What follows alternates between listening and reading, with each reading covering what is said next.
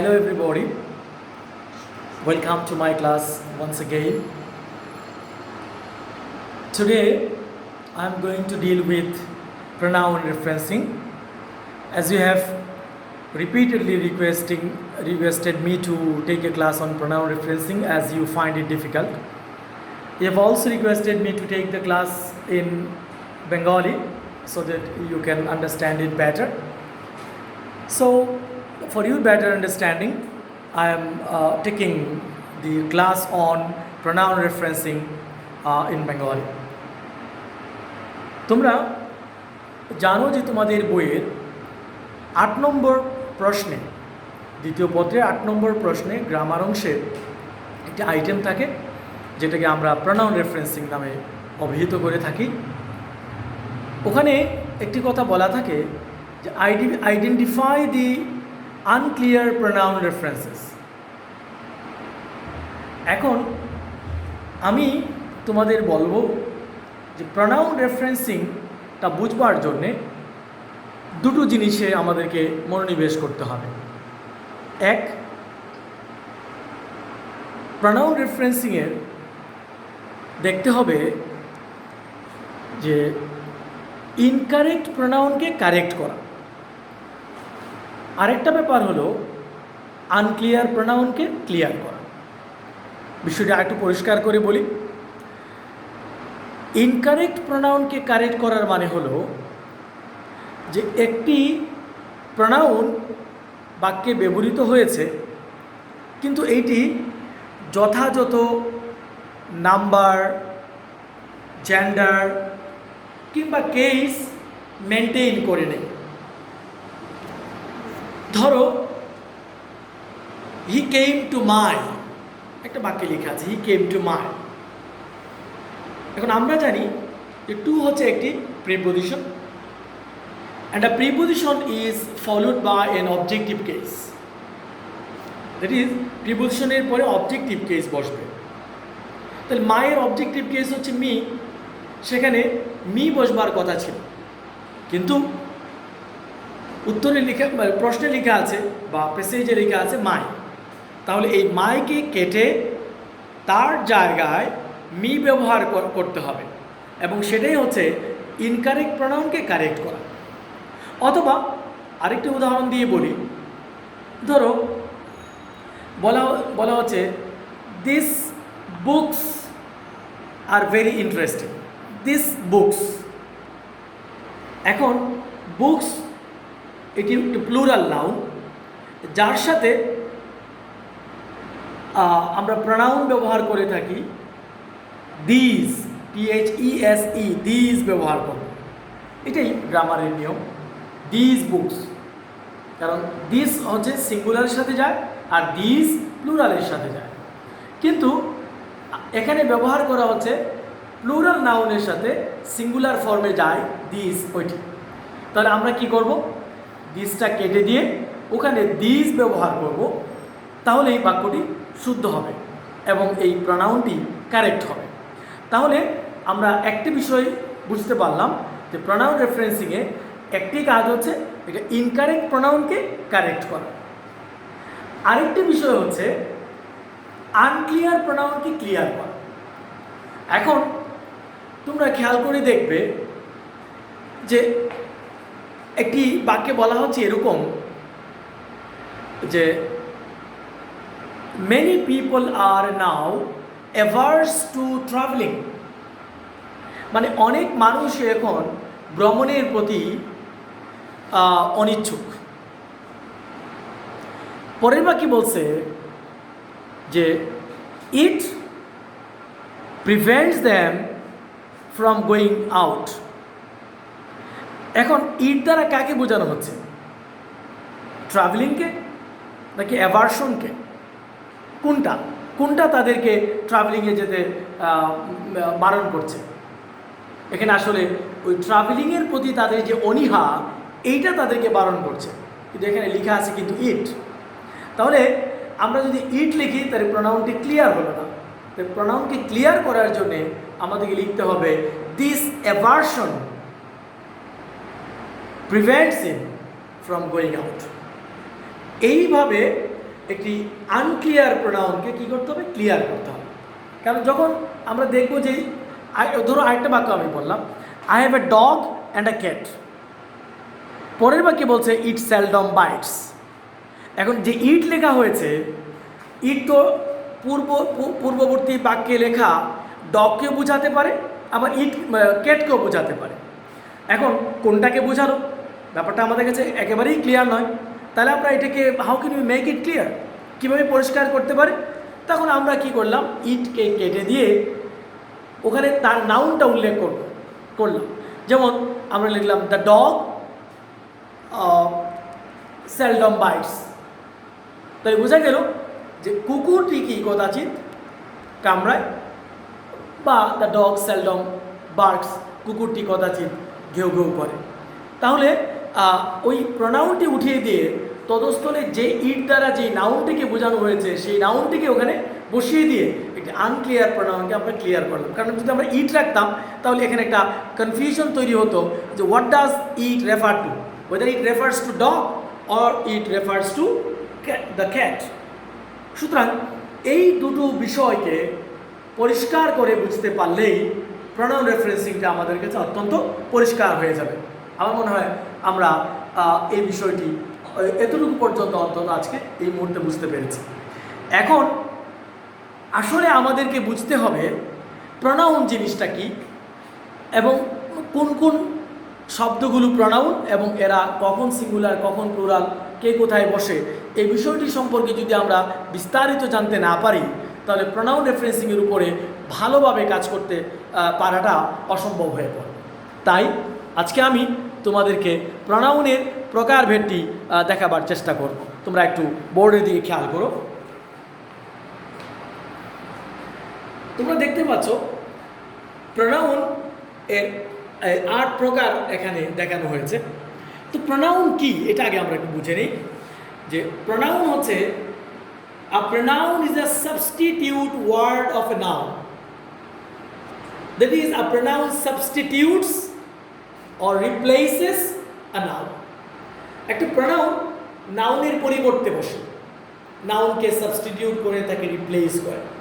আমরা সাধারণত নাউনের রিপিটিশনটাকে অ্যাভয়েড করবার জন্যে এই প্রোনাউনটি ব্যবহার করে থাকি। এখন এই প্রোনাউন কয় প্রকার আমরা বলছি, প্রোনাউন 8 প্রকার। যেমন personal pronoun, demonstrative pronoun, distributive pronoun, indefinite pronoun, interrogative pronoun, relative pronoun, reflexive pronoun and reciprocal pronoun.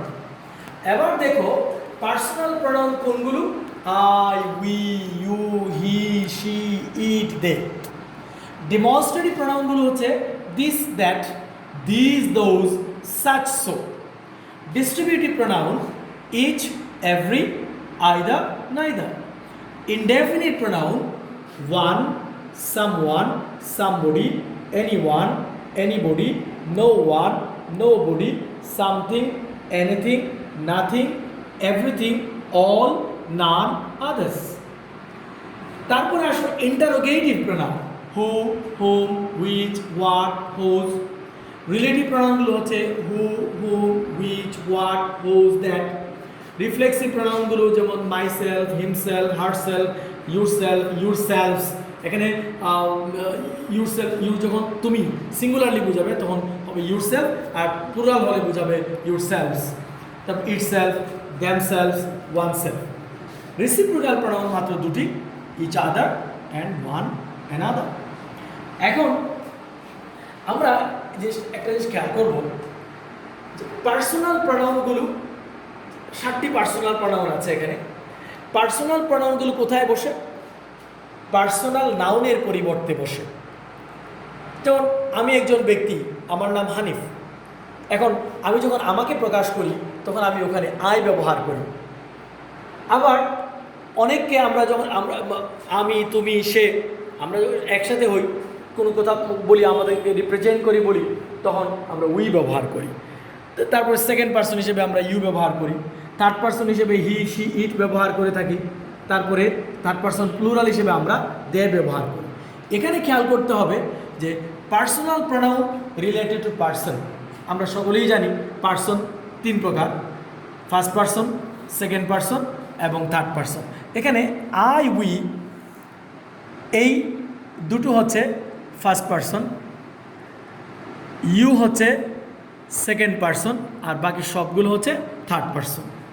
এর মধ্যে যদি একটু ভাগ করে নিই তাহলে দেখব যে আই হচ্ছে ফার্স্ট পারসন সিঙ্গুলার, উই হচ্ছে প্লুরাল, ইউ সিঙ্গুলার এবং প্লুরাল দুটোই হয়, হি সি ইট এই তিনটাই হচ্ছে থার্ড পারসন তবে সিঙ্গুলার, আর দে হচ্ছে থার্ড পারসন তবে প্লুরাল। এই সিঙ্গুলারিটি এবং প্লুরালিটির ব্যাপারটি আলোচনা করলাম এই জন্যে যে যখন তোমরা একটি পার্সন ব্যবহার করবে প্রোনাউনে তখন খেয়াল রাখতে হবে যে আমি যার পরিবর্তে এই পার্সোনাল প্রোনাউনটি ব্যবহার করছি সে কি সিঙ্গুলার নাকি প্লুরাল। এখন আগের বাক্যে হয়তো বলা আছে রিনা অ্যান্ড রানা, পরের বাক্যে যদি আমি হি বা শি লিখি তাহলে বাক্যটি হবে না, কারণ এখানে দুজন, তো দুজন তো প্লুরাল, তাহলে থার্ড পারসন প্লুরাল বোঝাতে কী ব্যবহার করতে হবে? দে ব্যবহার করতে হবে। একটি প্রশ্ন তোমরা করতে পারো যে ইট কীভাবে পার্সোনাল প্রোনাউন হয়? ইট তো আমরা ইমপার্সোনাল প্রোনাউন হিসাবে বেশি ব্যবহার করে থাকি। এখন ইট পার্সোনাল প্রোনাউন হিসাবে বসে সাধারণত কমন জেন্ডার রাখে। ধরো আই হ্যাভ এ বেবি, আমার একটা বেবি আছে। এখন বেবি মেবি বয় আর গার্ল, কিন্তু এটা উল্লেখ নাই যে এই বেবিটা কি বয় না গার্ল। তখন আমরা তার পরিবর্তে কী ব্যবহার করবো? ইট ব্যবহার করব। এখন তাহলে বোঝা গেল যে পার্সনের ক্ষেত্রে ইট বসতে পারে যখন জেন্ডার ইজ নট আইডেন্টিফাইড। এখন আরেকটা বিষয় আমাদের বুঝতে হবে, এই পার্সোনাল প্রোনাউনের সাথে তার একটা সম্পর্ক আছে, সেটা হচ্ছে কেস। এখন আমরা একটু কেসের দিকে আলোকপাত করব। তোমরা বলতে পারো যে কেস যদি কারক হয় তাহলে এই কেস বাংলার সাথে মিল আছে কিনা? আসলে বাংলার সাথে এটাকে মিলালে চলবে না, কারণ বাংলা কারক আমরা 6 প্রকার জানি, ইংরেজিতে 4 প্রকার। বাংলায় সম্বন্ধ এবং সম্বোধন কোনো কারক নয়, এগুলো পদ, কিন্তু ইংরেজিতে এটা হয়, কারক হয়। সুতরাং ওইভাবে চিন্তা না করে কেসকে ইংরেজিতে কেসের মতো করে আমরা একটু ভেবে নেই যে কেস 4 প্রকার: নমিনেটিভ কেস, দ্যাট ইজ কর্তৃকারক; অবজেক্টিভ কেস বা কর্মকারক; পসেসিভ কেস বা সম্বন্ধকারক; ভোকেটিভ কেস বা সম্বোধনকারক। আমি প্রথমেই ভোকেটিভ কেসটা একটু ক্লিয়ার করে নেব, এই জন্য যে এই ভোকেটিভ কেসের সাথে অন্য কেসগুলোর তেমন কোনো সম্পর্ক নাই। এই ভোকেটিভ কেস বা সম্বোধনকারকটা ব্যবহৃত হয় মূলত কাউকে অ্যাড্রেস করার জন্য। যেমন আমি বললাম ও করিম, কাম অন ম্যান, আমি ও দিয়ে অ্যাড্রেস করলাম। ও ক্যাপ্টেন, মাই ক্যাপ্টেন, হ্যাঁ, একটা কবিতার শিরোনাম আছে ও ও দ্বারা বল। হাই, হ্যালো, এগুলো আমরা প্রায় কাউকে ডাকতে ব্যবহার করে থাকি, উদ্দেশ্য করতে। এমনকি কোনো নামও ভোকেটিভ কেস হয়ে যেতে পারে। যখন আমি বললাম হাউ আর ইউ কামাল, তাহলে আমি কামালকে ডেকে বললাম, অ্যাড্রেস করে বললাম তুমি কেমন আছো।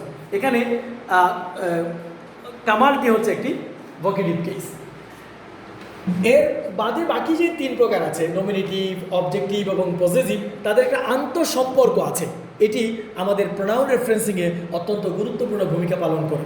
সেজন্যে আমি তোমাদেরকে বলবো কেসটি অন্তত ভালো করে বুঝবার চেষ্টা করো। দেখো, নমিনেটিভ কেস মানে কর্তৃকারক। ধরো আই যদি কর্তৃকারক হিসাবে বসে, তার অবজেক্টিভ কেস হবে মি, আর তার পসেসিভ কেস দুটো হতে পারে। একটা অ্যাডজেক্টিভ ফর্মে হবে মাই, আর তার প্রোনাউন ফর্ম হচ্ছে কি মাইন।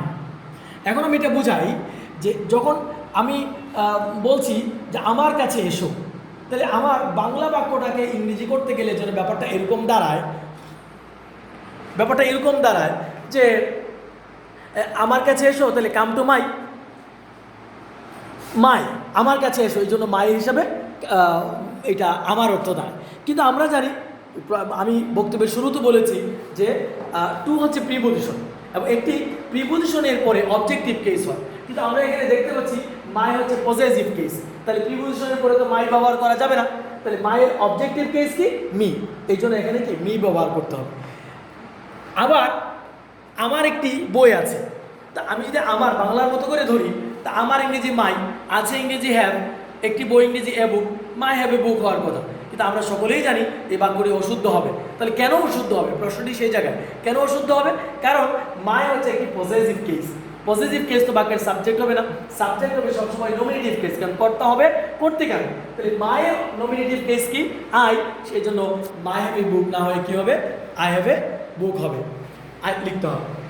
অনুরূপভাবে আমরা হি টিচেস আস ইংলিশ, এই বাক্যটিকে যদি খেয়াল করি, হি টিচেস আস ইংলিশ, এখন হি সাবজেক্ট হয়েছে নমিনেটিভ কেস, টিচেস তো ভার্ব, আজ অবজেক্টিভ কেস, কারণ আজ এখানে অবজেক্ট রূপে বসেছে, এই জন্য আমরা এখানে চাইলেই হি টিচেস আওয়ার লিখতে পারবো না, অথবা হি টিচেস উই লিখতে পারবো না, আজ লিখতে হবে, কেননা এখানে সে অবজেক্টিভ কেসে বসছে। তাহলে এই I we you he she it they বা কামাল একটা বলেছি, উদ্দেশ্য হচ্ছে কামাল, শুধু কামাল একটা নাউন নয়, যে কোনো নাউনের ক্ষেত্রে কেসটা কি, নাউন সাবজেক্ট হলেও যা, অবজেক্ট হলেও তা। কিন্তু এই প্রোনাউনগুলোকে বেশি করে খেয়াল করতে হবে, এই জন্যে এরা কখনো সাবজেক্ট রূপে বসবে, কখনো অবজেক্ট রূপে বসবে। আমাদেরকে খেয়াল করতে হবে যে কে কোন জায়গায় বসছে, কী রূপে বসছে।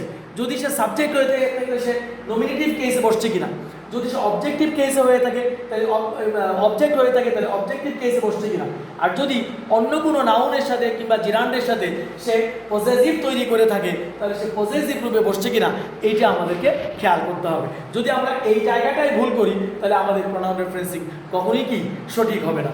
আমি তোমাদেরকে এই জন্যই বারবার বলবো যে আমাদের এই প্রোনাউন রেফারেন্সিং বুঝবার জন্য প্রোনাউনের প্রকারগুলো অত্যন্ত ভালো করে খেয়াল করতে হবে এবং কেসটা ভালো করে স্টাডি করতে হবে। যদি এই দুটো জিনিসের মধ্যে আমরা একটা সমন্বয় সাধন করতে পারি তাহলে আমাদের প্রোনাউন রেফারেন্সিংটা সঠিক হবে। এবার আমি তোমাদেরকে আবার নিয়ে যাচ্ছি এই প্রোনাউন রেফারেন্সিংয়ের দ্বিতীয় pronoun, that is demonstrative pronoun. তো ডিমনস্ট্রেটিভ প্রোনাউন মানে হচ্ছে কি নির্দেশাত্মক সর্বনাম বলে আমরা, এটা ইঙ্গিত বা ইশারা করে। এখন যখন কোনো একটা সিঙ্গুলার নাউনকে এবং এটা কাছের কোনো একটা সিঙ্গুলার নাউনকে ইঙ্গিত করা হয় তখন আমরা দিস ব্যবহার করি, আর দূরের কোনো একটি জিনিসকে বা ব্যক্তিকে যখন আমরা ইঙ্গিত করি তখন আমরা দ্যাট ব্যবহার করি। তার মানে দিস এবং দ্যাট একটি কাছের বোঝায় একটি দূরের বোঝায়, কিন্তু দুটোই সিঙ্গুলার। অন্যদিকে দিস এবং দোজ, দিস কাছের বোঝায়, দোজ দূরের বোঝায়, কিন্তু এই দুটোই কিন্তু প্লুরাল। এখানে প্রোনাউন রেফারেন্সে বিশেষ করে খেয়াল করতে হবে এই জিনিসটাই যে এই ডেমনস্ট্রেটিভ প্রোনাউনগুলো কোনো না কোনো নাউনকে ইঙ্গিত করবে। যখন সে কোনো নাউনকে ইঙ্গিত করবে তখন আমরা খেয়াল করবো যে এই ডেমনস্ট্রেটিভ প্রোনাউনটি কোন নাউনকে ইঙ্গিত করেছে, সেটা কি কোনো সিঙ্গুলার নাউনকে ইঙ্গিত করেছে নাকি কোনো প্লুরাল নাউনকে ইঙ্গিত করেছে। যদি সিঙ্গুলারকে করে থাকে তাহলে আমরা দেখব কি এটা কি কাছের নাকি দূরে, কাছের হলে দিস, দূরের হলে দ্যাট। যদি দেখি আমরা প্লুরাল কোনো নাউনকে ইঙ্গিত করেছে তাহলে আমরা দেখবো এটা কি কাছের নাকি দূরে। যদি কাছের হয় তাহলে দিস হবে এবং দূরের হলে দোজ হবে। তোমরা অনেক সময় এই দিস বললে বলো স্যার কোন দিস, মানে এটা বানানটা বলে দিতে হয়, কিন্তু খেয়াল করবা উচ্চারণই তোমাকে বলে দিবে যে কোনটা দিস আর কোনটা দিস। কারণ এই THIS সিঙ্গুলার যেটা, এটা উচ্চারণ হচ্ছে দিস, সা সাউন্ড, আর যেটা প্লুরাল এটার উচ্চারণ হচ্ছে দিস, যেটা আরবি জায়ের মতো উচ্চারিত হবে। সুতরাং উচ্চারণে আমাকে বলে দেবে কোনটা সিঙ্গুলার এবং কোনটা প্লুরাল, এবং এটা দ্যাট, এটা কি দোজ। সাচের ব্যাপারে বলা হচ্ছে যে সাচ সিঙ্গুলার হতে পারে, প্লুরাল হতে পারে, কারণ সাচ যদি কোনো সিঙ্গুলার নাউনকে ইঙ্গিত করে তাহলে সে সিঙ্গুলার, যদি প্লুরাল নাউনকে সে ইঙ্গিত করে তাহলে সে প্লুরাল। এবার আসো ডিস্ট্রিবিউটিভ প্রোনাউন। খেয়াল করো যে ডিস্ট্রিবিউটিভ প্রোনাউন চারটি, ইচ, এভরি, আইদার এবং এভরি বলতে এভরিওয়ান, এভরিবডিকেই বোঝায়। এখন ইচ এবং এভরি ওয়ান, এভরিবডি এই দুটোই হচ্ছে যে আমরা বাংলা বলি প্রত্যেক। এখানে ইচটা নির্দিষ্ট সংখ্যক ব্যক্তি বা বস্তুর প্রত্যেকে আলাদা করে বোঝায়, আর এভরিটা অনির্দিষ্ট সংখ্যক ব্যক্তি বা বস্তুর প্রত্যেকে আলাদা করে বোঝায়। আইদার এবং নাইদার হচ্ছে আইদারটা দুইয়ের মধ্যে যে কোনো একটিকে বোঝায় পজিটিভলি, আর নাইদারটা দুইয়ের মধ্যে যে কোনো একটিকেও বোঝায় না, দ্যাট ইজ এটা নেগেটিভ। আর নাইদার মানে হচ্ছে নো যুগ আইদার। এবার আসো ইনডেফিনিট প্রোনাউন। ওয়ানের ব্যবহারটা জানি আমরা অনির্দিষ্টভাবে যে কাউকে বোঝাতে ওয়ান বসে, এবং এটা singular. Someone, somebody, anyone, anybody, no one, nobody, something, anything, nothing, everything পর্যন্ত যতগুলো আছে এই সব কটা কিন্তু সাবজেক্ট হিসাবে কি থার্ড পারসন সিঙ্গুলার নাম্বার। আর অল এটা দুরকম হতে পারে, সিঙ্গুলারও হতে পারে, প্লুরালও হতে পারে। তো আমরা সকলে অল বলেই তো সবাই বুঝি এটা প্লুরাল, আমরা এটাকে প্লুরাল বুঝি এই জন্যে, যেমন all are equal in the eyes of law, আইনের চোখে সবাই সমান। তাহলে এই অলটা এখানে প্লুরাল হলো, কারণ অল দ্বারা এখানে অল পিপলকে বোঝানো হয়েছে। কিন্তু আমরা যদি আরেকটা বাক্যে দেখি, all that glitters is not gold, ওখানে দেখতে পাচ্ছি all third person singular number হয়েছে। কেন? এখানে অল দ্বারা আনকাউন্টেবল নাউনকে ইঙ্গিত করা হয়েছে, আর একটি আনকাউন্টেবল নাউন যেহেতু সাবজেক্ট হিসেবে থার্ড পারসন সিঙ্গুলার নাম্বার, এই জন্য অলকে আমরা এভাবে ব্যবহার করবো সিঙ্গুলার হিসেবে। নান, শুধু নান সাবজেক্ট হিসেবে থার্ড পারসন সিঙ্গুলার নাম্বার, যেমন নান বিলিভস আ লায়ন। তারপরে চলে আসো interrogative, who, whom, which, what, whose. এটা আমরা এখানে ব্যবহার করছি না, কারণ আমাদের পেসেজে এই ধরনের বিষয়গুলো থাকবে না, বা ইন্টারোগেটিভ প্রোনাউনটি আমাদের প্রোনাউন রেফারেন্সিংয়ের সাথে খুব বেশি সম্পৃক্ত না। এটা আমরা অন্য সময় আলোচনা করব অন্য কোনো আইটেমের জন্য। তারপরে রিলেটিভ প্রোনাউন, রিলেটিভ প্রোনাউন একটু খেয়াল করতে হবে, এটা খুব গুরুত্বপূর্ণ, এবং রিফ্লেক্সিভ প্রোনাউন এটাও খুব গুরুত্বপূর্ণ। দেখো রিলেটিভ প্রোনাউনটির দিকে একটু খেয়াল করে দেখো। হু, এটা ব্যক্তির ক্ষেত্রে বসে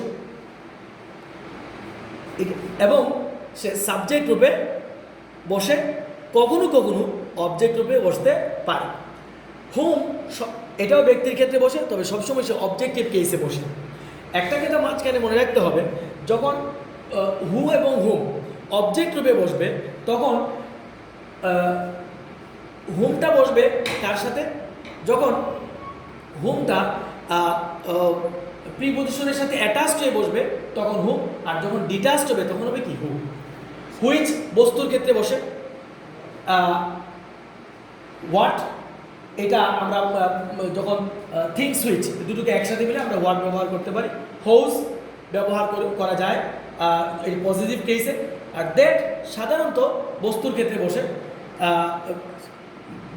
বসে, তবে এটা ব্যক্তির ক্ষেত্রে সামওয়ান সামবডি ক্ষেত্রে এটা ব্যক্তির ক্ষেত্রে বসতে পারে। রিফ্লেক্সিভ প্রোনাউনটা খেয়াল করে দেখবা যে রিফ্লেক্সিভ প্রোনাউনটি বসে যখন সাবজেক্ট, যখন আই যখন হবে তখন মাই সেলফ হবে, হি থাকলে হিমসেলফ হবে, শি থাকলে হার সেলফ হবে, ইউ থাকলে ইউর সেলফ হবে। তবে ইউ সিঙ্গুলার বোঝালে ইউর সেলফ, প্লুরাল বোঝালে ইউর সেলফ হবে। ইট থাকলে ইট সেলফ হবে, সাবজেক্ট যদি দে থাকে তাহলে দেম সেলফস হবে, ওয়ান থাকলে ওয়ান সেলফ হবে। এইভাবে রিফ্লেক্সিভ প্রোনাউনটি ব্যবহার করতে হবে। আর রেসিপ্রোক্যাল প্রোনাউন হচ্ছে দুটি, ইচ আদার এবং ওয়ান অ্যানাদার।